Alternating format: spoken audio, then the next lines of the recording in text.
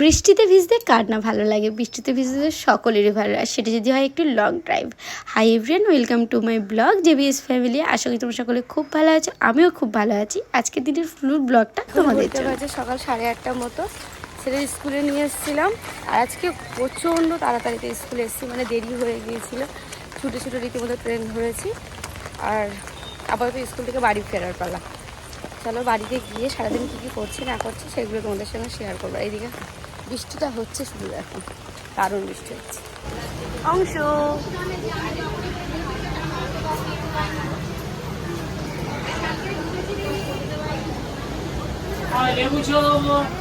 এই বৃষ্টি বৃষ্টি ওয়েদারে আবার সকালবেলা অনেক সকালে তো বেরিয়েছি, আর আমার ছেলে তার বাবার কাছে গিয়ে খাওয়ার বায়না জুড়েছে।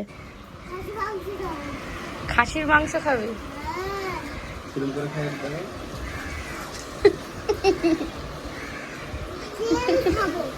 তেল চর্বি খাবি? এদিকে বৃষ্টি হচ্ছে, দেখো স্কুল থেকে সোজা এসেছিলাম বর্মশাইয়ের কাছে, বৃষ্টিটা যে দোকানের সামনে কত করে জল জমে গেছে, বৃষ্টিও ভালো হচ্ছে। এই চল বাড়ি চল, চল চলো চলো বাড়ি চলো। ঠান্ডা জল খাচ্ছ? কেউ না,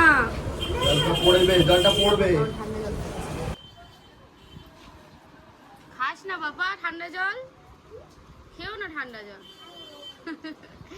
আচ্ছা খাও একটু। আমাদের 4 জনের একটা সুন্দর গ্যাং আছে, মানে ওরা হাজব্যান্ড ওয়াইফ, আমরাও হাজব্যান্ড ওয়াইফ। আমাদের মধ্যে হঠাৎ হঠাৎ এরকম প্ল্যান হয়, হঠাৎই প্ল্যান হলো চলো একটুখানি ঝড়খালি থেকে ঘুরে আসি, কারণ বৃষ্টি বৃষ্টি ওয়েদারে একটু ভিজেও আসবো। সেই মতো অবস্থায় বেরিয়ে গেছি। এটা তো আমাদের ক্যানিং ব্রিজের রাস্তা, তোমরা যারা যারা চেনো, আর যারা যারা চেনো না তাদেরকে বলছি, এই ক্যানিং ব্রিজের রাস্তা দিয়ে যাই। আর যখন যাচ্ছিলাম সে কি মারাত্মক বৃষ্টি শুরু হয়ে।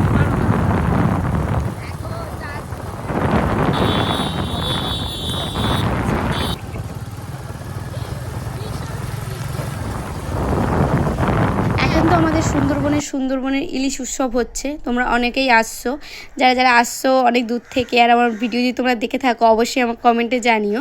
তোমরা তো এই সোনাখালি থেকে এসেই এখান থেকেই লঞ্চ ধরছিলে, আর এই যে এক একটা করে লঞ্চ বেরোচ্ছে, এই লঞ্চে করেই অনেকে যাচ্ছিল। আর আমাদের ডেস্টিনেশন ছিল ঝড়খালি, তাই ঝড়খালি চলে এসেছিলাম। আর চারিদিকের পরিবেশটা দেখো জাস্ট কি সুন্দর। সেই যে ক্যানিং ব্রিজ থেকে স্টার্ট দিয়েছে গাড়িটা, আর এই ঝড়খালি পর্যন্ত পৌঁছাতে পৌঁছাতে পুরো ভিজে গেছি আমি। এখনো এই বাবুও ভিজেছেন, দেখো পুরো ভিজে একদম চারটা অবস্থা।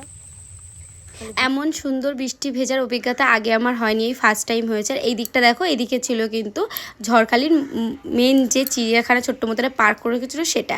আর আমরা যাব এখন ডকঘাটের দিকে, মানে যেখানে এসে সমস্ত লঞ্চগুলো দাঁড়াচ্ছে সেদিকে। কি অসম্ভব পরিবেশটা ছিল চারিদিকে। আমাদের বাড়ির থেকে ঝড়খালির ডিস্টেন্সটা বাইকে হলে 1 ঘন্টা, আর কাটা কাটা গাড়িতে হলে সেটা 2 থেকে 3 ঘন্টা এসে দাঁড়ায়।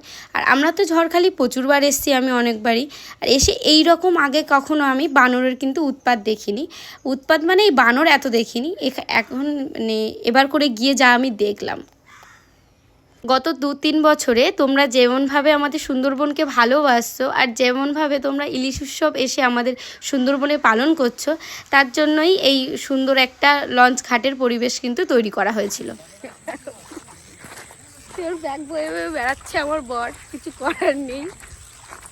ওই দেখো এত সুন্দর পরিবেশে এসে তার উপরে ভিজে ভিজে এতটা রাস্তায় এসেছি, আর সেখানে এসে একটু ফটো ভিডিও করব না তা কি কখনো হয়? তোমাদের সঙ্গে তো ছোট ছোট ভিডিও, ছোট ছোট রিলসের মাধ্যমে সেগুলো শেয়ার করেছিলাম। আর অসম্ভব ছিল কিন্তু চারিদিকের পরিবেশটা। এদিকে বর্মশাই ডাকছিল একটু ভিডিও করার জন্য, ওই আমরা একটু এখানে ভিডিও করছিলাম, শর্ট শর্ট রিলস বানাচ্ছিলাম। সত্যি মুহূর্তটা খুবই সুন্দর ছিল। তোমরা যারা যারা অনেক খরচা করে অনেক জায়গা বুক করে কাপিল শ্যুট করতে যাও, একবার কিন্তু আমাদের ঝড়খালিতে আসতে পারো কাপিল শ্যুট করার জন্য, বেশ কিন্তু সুন্দর পরিবেশ।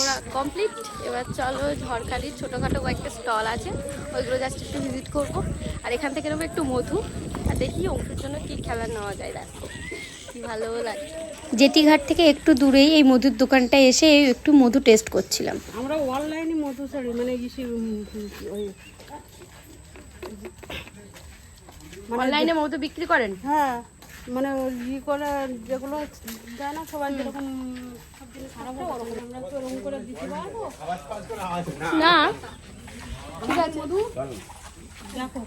তোমরা যারা যারা এখনো পর্যন্ত সুন্দরবন আসনি ঘুরতে, মানে ঝড়খালি ঘুরতে আসনি, আর যারা যারা এখনো আসছো, তাদের সবাইকে একটা সুন্দর একটা ফলের টিপস দিয়ে রাখি। আমি এখানে এসে একবার খেয়েছিলাম কেওড়া ফল মাখা, কি অসাধারণ যে খেতে, তোমাদেরকে কি বলবো, সেটা আর এইবার গিয়ে পাইনি। এবার ওই বাচ্চাগুলোর জন্য একটু খেলনা দেখছিলাম, কয়েকটা বেশ খেলনার দোকান ছিল, তাই ভাবলাম একটু খেলনা না নিলে হয়, তাই ওদের জন্য একটু খেলনা দেখছিলাম। এখানে কিন্তু বেশ সুন্দর সুন্দর খেলনা ছিল। 220 টাকা। আর এইগুলো 210 210-এর কমে হবে না? পুরো 200ই হবে, এর কমে হবে না। 150 টাকা?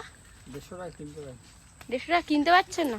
দিন না। অনেক বলার পরেও উনি সেটাকে 150 টাকা করেননি, মানে 200 টাকাটাকে 150 টাকা করেনি, সেটা উনি 180 টাকা করেছিল। আর এই কুমিরগুলো সেই দেখতে ছিল, একদম মনে ছিল যেন একদম জীবন্ত কুমির।